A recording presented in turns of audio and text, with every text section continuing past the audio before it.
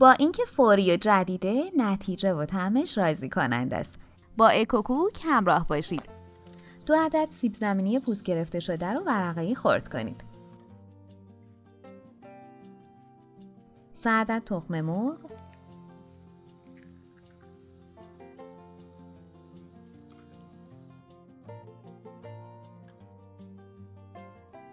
1 قاشق چایخوری فلفل سیاه، 1 قاشق چایخوری فلفل قرمز، 1 دسته کوچیک جعفری و شوید تازه و خرد شده،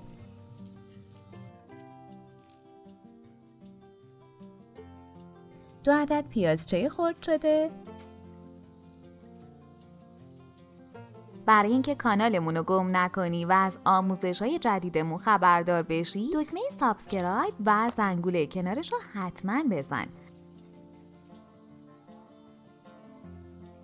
پنیر چدار یا پیتزا رنده شده،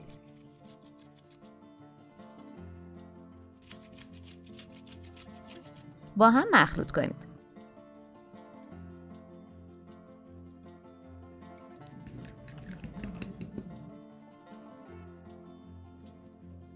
داخل تابه کمی روغن و کره بریزید.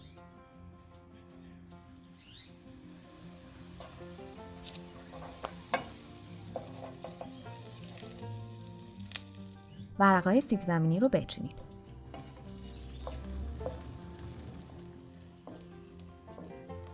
حین سرخ شدن روشون کمی نمک بپاشید.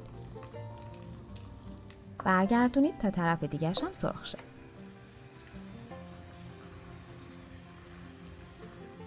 مخلوط تخم مرغ رو روی سیب زمینی ها بریزید.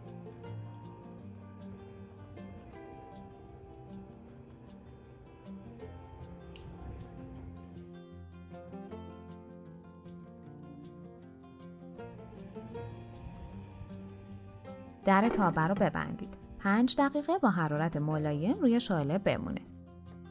برگردونید تا طرف دیگرش هم سرخ بشه.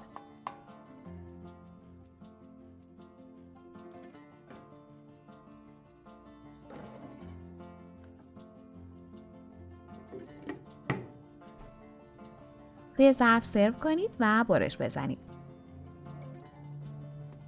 مطمئن باش به امتحان کردنش میارزه، چون بی نهایت خوشمزه است.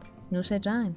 اگه از این آموزش خوشتون اومد، باید بگم که ویدیوهای جالبتری هم توی کانالمون داریم که حتما باید ببینید.